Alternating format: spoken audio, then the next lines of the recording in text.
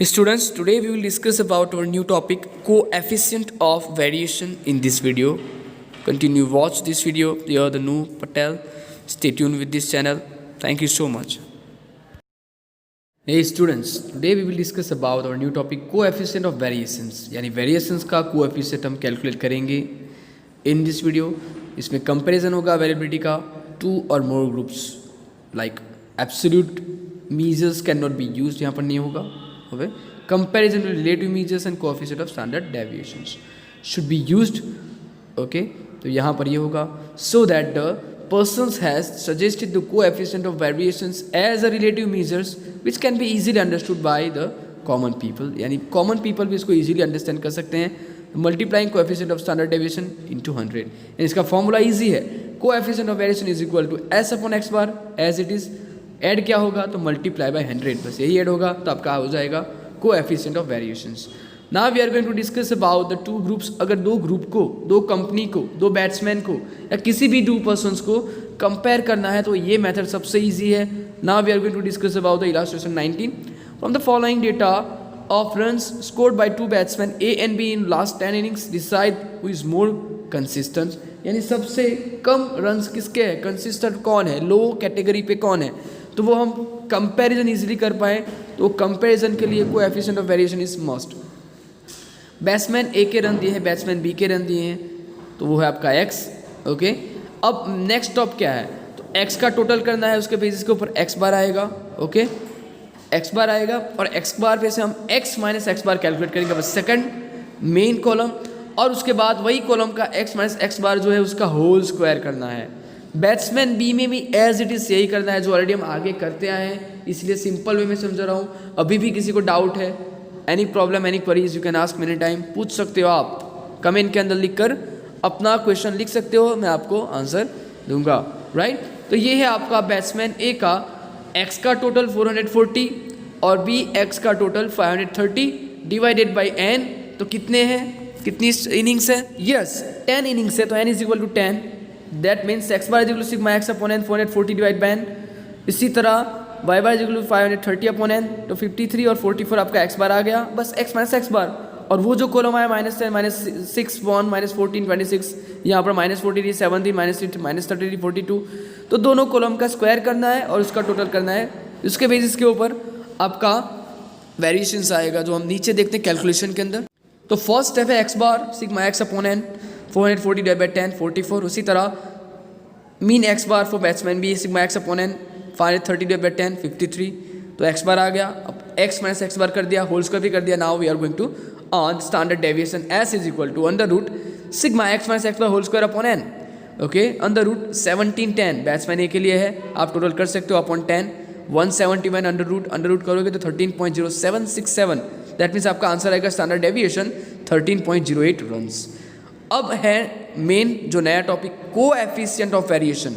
Same है, S upon x बार ही करना है, मल्टीप्लाई बाय 100 ऐड करना है जो कोएफिशिएंट का है. तो S upon x bar multiply by 100. Standard deviation अभी हमने कैलकुलेट किया 13.08 रन्स डिवाइडेड बाय 44, आपका एक्स बार मल्टीप्लाई बाय 100, तो आपका आंसर आएगा coefficient of variation is equal to 29.72 70 that means 29.73 percentage के अंदर आएगा कोएफिशिएंट ऑफ वेरिएशन. इसी तरह same as it is batsman B के लिए standard deviation X is equal to sigma X minus X bar whole square under root है upon N under root 5928 upon 10 592.8 10 है upon, इसलिए उसका रूट निकालोगे तो 24.3475. तो last standard deviation is equal to 24.35 runs.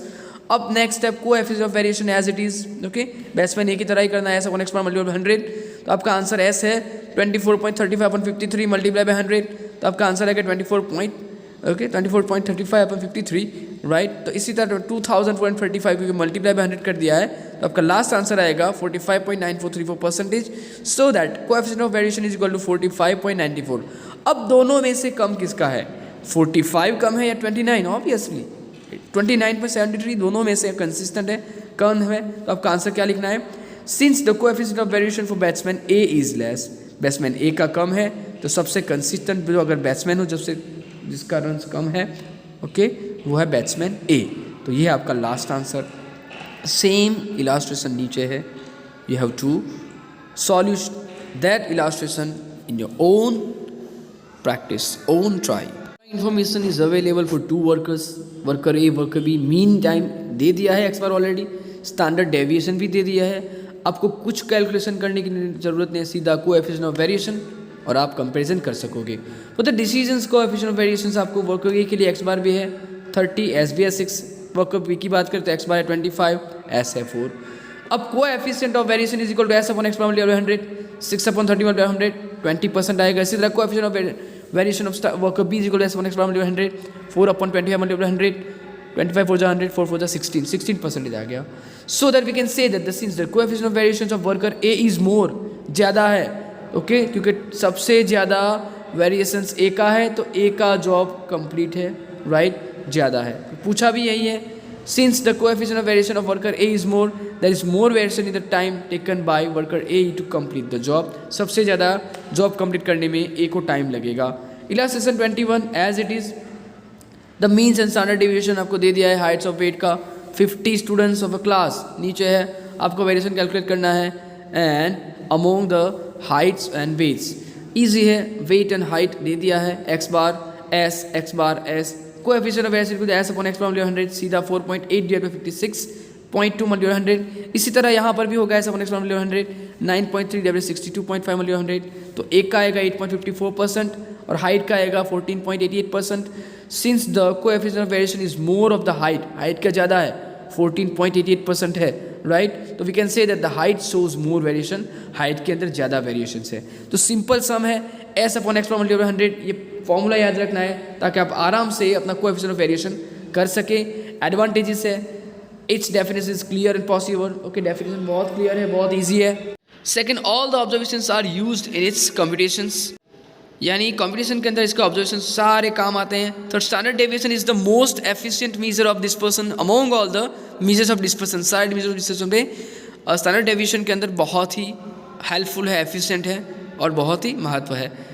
Fourth, standard deviation is the suitable measures of algebraic calculations. For example, if the means and standard deviations of two data sets are given, the combined standard deviation of a new data set formed by the combining the observations of two given data sets can be obtained. It is not possible to obtain a combined measures in case of other measures of dispersion by such algebraic manipulations. यानी algebraic expression के लिए, calculations के लिए बहुत ही suitable है standard deviation and coefficient of variations.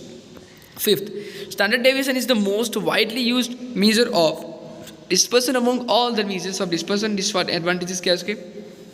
First, the computations of standard deviation is more complicated as compared to the measures of dispersion. बहुत complicated है, थोड़ा जटिल है. Second, the extreme observations get undue importance in the value this measure, यानी जो बहुत ही extreme है, बहुत ही बड़ी वैल्यू है, वो यहाँ पर अनड्यू की जाती है. कोएफिशिएंट ऑफ वेरिएशंस ज़्यादा इंपॉर्टेंस नहीं मिलता. Third, it can not be obtain in the frequency distribution है ओपन एंडेड.